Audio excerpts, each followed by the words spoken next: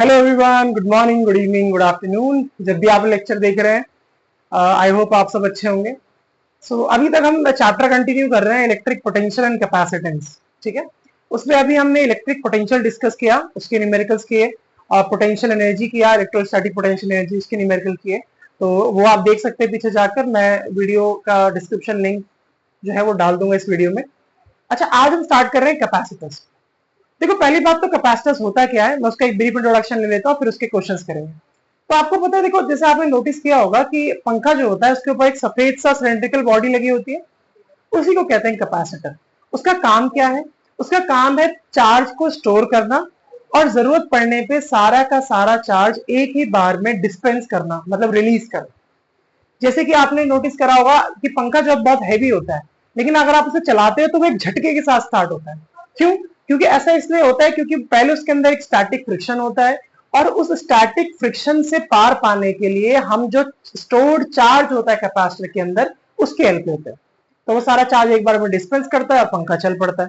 या फिर आपने कभी देखा होगा, जैसे कैमरा होता है हमारे पास, डीएसएलआर, है ना। तो डीएसएलआर कैमरा जो होता है, आपने देखा कि वो बहुत ही ब्राइट फ्लैश जो है वो दे पाता है। तो उसके अंदर सेल्स तो वही लगे होते हैं, छोटे वाले, है ना। लेकिन क्योंकि उसके अंदर एक कैपेसिटर लगा होता है, तो सारे चार्ज को स्टोर करता है और जरूरत पड़ने पर फिर से एज अ फ्लैश सारे के सारे चार्ज को एक साथ डिस्पेंस कर देता है। तो बेसिकली ये काम होता है कैपेसिटर का।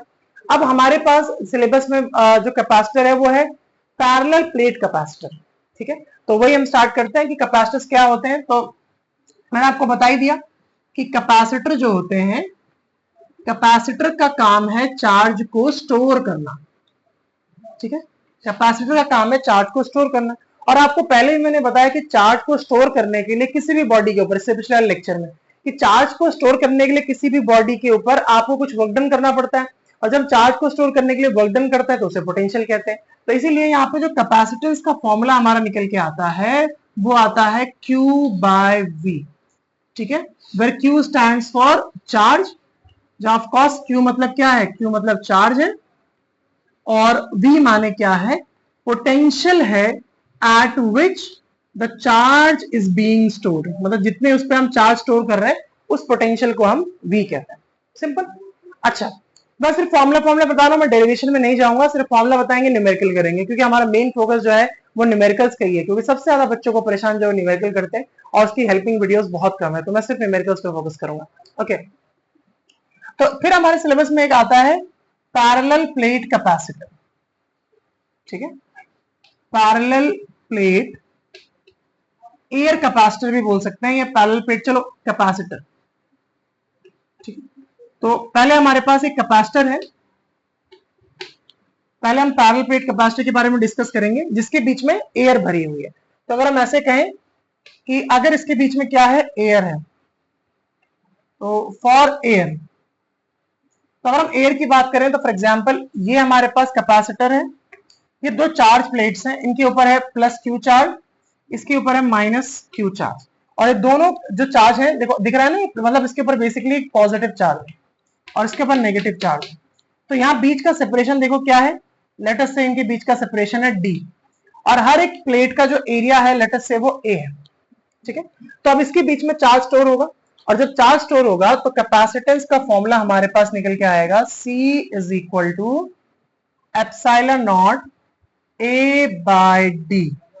ठीक है, ये हमारे पास किसी भी कैपेसिटर के कैपेसिटेंस का फॉर्मूला होता है, C is equal to epsilon naught A by D। Of course epsilon naught हमारे पास कांस्टेंट है, जिसकी वैल्यू होती है 8.85 इंटू 10 टू द पावर -12, और A हमारे पास क्या है, एरिया ऑफ द प्लेट, और D क्या है, डिस्टेंस बिटवीन द प्लेट्स या सेपरेशन बिटवीन द प्लेट्स। अच्छा, ऐसा भी हो सकता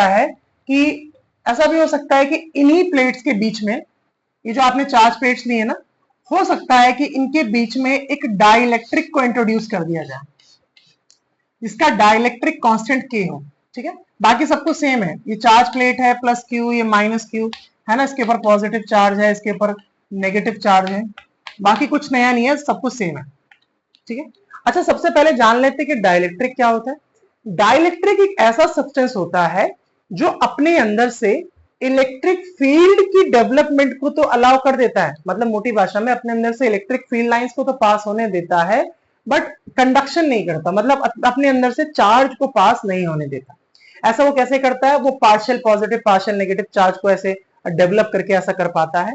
तो इलेक्ट्रिक फील्ड को अपने अंदर से पास कर पाता है, लेकिन इलेक्ट्रिकल चार्ज को अपने अंदर से पास नहीं होने देता। तो आपको कुछ बातें याद रखनी है कि जैसे जब भी आप डाइलेक्ट्रिक इंट्रोड्यूस करोगे कैपेसिटर के बीच में, ध्यान से सुनना, तो जो नई इलेक्ट्रिक फील्ड होगी डाइलेक्ट्रिक डालने के बाद, मैं इसको डाइलेक्ट्रिक को डाई लिख रहा हूं, वो ओरिजिनल इलेक्ट्रिक फील्ड को, मान लो जो एयर के कंपैरिजन में है, एयर के कंपैरिजन में इलेक्ट्रिक फील्ड को के टाइम्स कम कर देगी। मतलब पहले जो भी इलेक्ट्रिक फील्ड रही होगी वो डाइलेक्ट्रिक डालने से के टाइम्स कम हो जाएगी, और जो भी पोटेंशियल रहा होगा वो भी डाइलेक्ट्रिक डालने के बाद क्या हो जाएगा, डाइलेक्ट्रिक डालने के बाद के टाइम्स कम हो जाएगा। तो इलेक्ट्रिक फील्ड भी के टाइम्स कम हो जाएगी और इलेक्ट्रिक पोटेंशियल भी के टाइम्स कम हो जाएगा। और अल्टीमेटली अगर हमें कैपेसिटेंस बोला जाए तो कैपेसिटेंस जो होगा डाइलेक्ट्रिक डालने के बाद वो होगा C is equal to k times epsilon naught A by d. तो अगर आप ध्यान से देखो तो ये जो एप्सिलॉन नॉट बाय डी है, एप्सिलॉन नॉट बाय डी है, इसकी शक्ल तो इस एयर कैपेसिटर से मिल रही है, कैपेसिटर मतलब कैपेसिटेंस ऑफ एयर कैपेसिटर से मिल रही है। तो चाहे तो इसकी जगह C ऑफ एयर लिख सकते हैं, है ना, ये तो एयर कैपेसिटर है ना, तो इसका C ऑफ एयर लिख सकते हैं। तो चाहूं तो मैं इसको ऐसे भी लिख सकता हूं कि capacitance with dielectric is equal to K times capacitance with air। ठीक है, तो डायरेक्टली ये फॉर्मूला भी लगाया जा सकता है। ठीक है, कई बुक्स में इसको ऐसे भी लिखते हैं, C is equal to K times of C not. ठीक है, तो एक ही बात है, सब एक ही बात है। ठीक है, बस इतना बेसिक्स अगर आपको फॉर्मूला याद रहेंगे तो काम बन जाएगा। अच्छा हाँ, एक फॉर्मूला और कि कैपेसिटर जो है वो कितनी एनर्जी स्टोर करता है। तो अगर आपको ये निकालना है कि कैपेसिटर के अंदर कितनी एनर्जी स्टोर होती है, तो उसके लिए फॉर्मूला हमारे पास है U is equal to half CV square. ठीक है, ये हमारे पास एनर्जी स्टोर्ड का फॉर्मूला है, U is equal to half CV square, है ना। U मतलब क्या हुआ, एनर्जी स्टोर्ड। U माने क्या हुआ, एनर्जी स्टोर्ड, कितनी एनर्जी इसके अंदर स्टोर हो रही है। ऑफ कोर्स C माने कैपेसिटेंस है, B माने पोटेंशियल है। हाँ, किसी क्वेश्चन में ऐसा जरूर हो सकता है कि यहाँ पर C और B ना देके Q और V दे दिया जाए। तो अगर Q और V दे दिया जाएगा तो आप इस फॉर्मूले से लगाकर Q और V लगाकर उसकी जगह C रख दोगे, सिंप्लीफाई करके नया फॉर्मूला बना दोगे, है ना। तो कुछ भी फॉर्मूला बना सकते हो, बस आप एक फॉर्मूला याद रखना, हाफ CV स्क्वायर, या आपको कोई सा भी half Q square by C कोई सा भी याद हो, बस उसके बाद आप उसको मॉडिफाई कर सकते हो अपने अकॉर्डिंग, सोर्सेज के अकॉर्डिंग जो आपको क्वेश्चन में दिए होंगे। ठीक है, तो आई होप ये बात समझ में आई होगी। इतने फॉर्मूले अगर आपको याद है तो हम आगे बढ़ते हैं इसके न्यूमेरिकल्स में। ओके, तो आप इसको देखिए।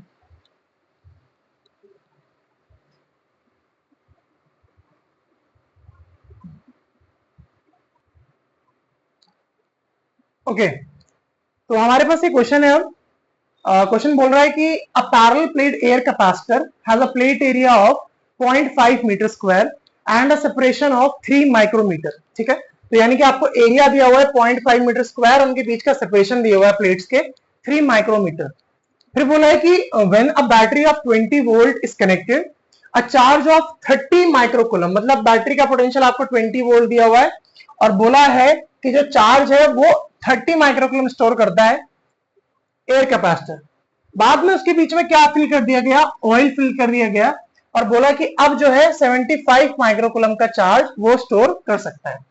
तो बोला है calculate the capacitance of a capacitor, air capacitor, और डाइलेक्ट्रिक कांस्टेंट ऑफ ऑयल और एनर्जी ऑफ ऑयल कैपेसिटर।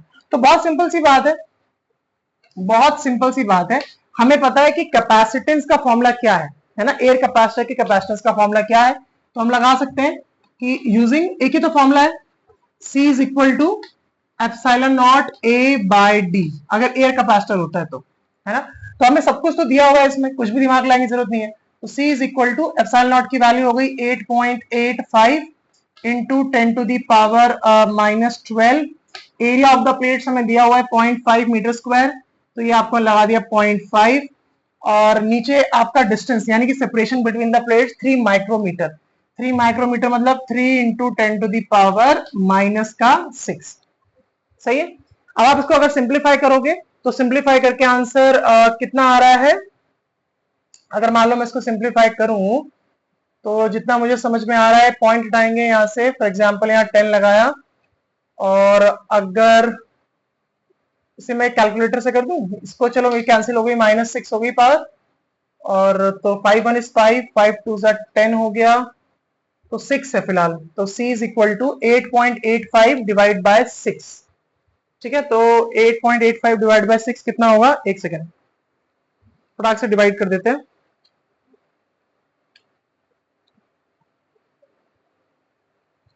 .47 है ना, तो फाइनली हमारा आंसर कितना आ रहा है, 1.47। ठीक है, तो ये हमारा हो गया 1.475 इंटू 10 टू दी पावर -6 था, यानी कि -6 फराड। तो ये हमारा एयर कैपेसिटर का कैपेसिटेंस आ गया, मतलब पहले पार्ट का आंसर आ गया। ठीक है, this is for part 1। Okay, this is for part 1। अच्छा, जरा पार्ट 2 पे चलते हैं। तो अगर पार्ट 2 पे चलेंगे तो देखो हमें क्या बोला है, पार्ट 2 के लिए हमें बोला है कि calculate the dielectric constant of oil, है ना। तो अगर हमें डाइलेक्ट्रिक कांस्टेंट निकालना है ऑयल का, तो हम क्या कर सकते हैं, देखो ध्यान से देखो, हमें क्या पता है कि अगर हमें डाइलेक्ट्रिक कांस्टेंट निकालना है तो देखो, वैसे तो हमें ये वाला फॉर्मूला भी आता है ना, using C is equal to K times of C0। तो हमें डाइलेक्ट्रिक कांस्टेंट निकालना है बस। तो अगर हमें यहाँ K की वैल्यू निकालनी है तो मेरे ख्याल से K का फॉर्मूला क्या बन रहा है, C अपॉन C0, मतलब डाइलेक्ट्रिक कांस्टेंट, मतलब डाइलेक्ट्रिक डालने के बाद जो पोटेंशियल है, सॉरी कैपेसिटेंस है, वो ये हो गया आपका। इसको मैं DIE करके लिख लेता हूँ, डाइलेक्ट्रिक डालने के बाद जो कैपेसिटेंस है वो ये हो गया, और एयर वाला कैपेसिटेंस तो C0 है ही है। ठीक है, C0 का मतलब क्या होता है, एयर कैपेसिटेंस। ये लो मैं इसको एयर ही कर देता हूँ। तो बस सबकी वैल्यूज रखो, सिंप्लीफाई करो। अच्छा, अब capacitance due to air dielectric डालना है, तो भाई डाइलेक्ट्रिक के बारे में तो ज्यादा कुछ दिया हुआ है नहीं, बस चार्ज दिया हुआ है, पोटेंशियल दिया हुआ है। तो क्या मैं ऐसा नहीं कर सकता कि यहाँ पर C is equal to Q by V, ये भी तो होता है फॉर्मूला। तो यहाँ कैपेसिटेंस निकालने के लिए Q बाय V लगा देता हूं, तो ये Q by V of dielectric है ना, और नीचे क्या है, एयर कैपेसिटर।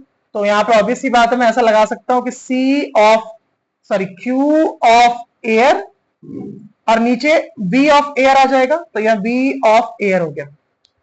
सिंपल, सिंप्लीफाई करना जरा। तो अगर आप सिंप्लीफाई करोगे तो कितना होगा, देखो K is equal to QD, charge of dielectric. तो चार्ज ऑफ डाइलेक्ट्रिक कितना था, 75 माइक्रोकूलम। तो ये मैंने कर दिया 75 माइक्रोकूलम इनटू पोटेंशियल जो है एयर कैपेसिटर का। तो एयर कैपेसिटर का पोटेंशियल कितना हो गया, ये हमें दे रखा है। ठीक है, 20 वोल्ट। ठीक है, अच्छा और तो कुछ नहीं दिया है। ठीक है, फिर potential of dielectric of course same ही उससे कनेक्टेड है, तो यहां पे कितना आ जाएगा, 20 वोल्ट। और चार्ज किसका, एयर कैपेसिटर का। तो एयर कैपेसिटर का चार्ज कितना है, 30 माइक्रोकूलम। तो ये हो गया आपका 30 माइक्रोकूलम। अच्छा, माइक्रोकूलम से माइक्रोकूलम कैंसिल, 20 से 20 कैंसिल, और ये आपका सिंप्लीफाई करो तो 31 इज 30, तो 15 2 is 30, और 15 5 is 75, 2 1 is 2, 2 is 2.5। तो फाइनली कितना आया, हमारा जो डाइलेक्ट्रिक कांस्टेंट निकल के आ गया, उसकी वैल्यू आ गई K इज इक्वल टू 2.5। ये हमारा डाइलेक्ट्रिक होगा। ठीक है, अच्छा तो ये हमारा सेकंड पार्ट का आंसर हो गया। अब आते हैं अपने थर्ड पार्ट पे।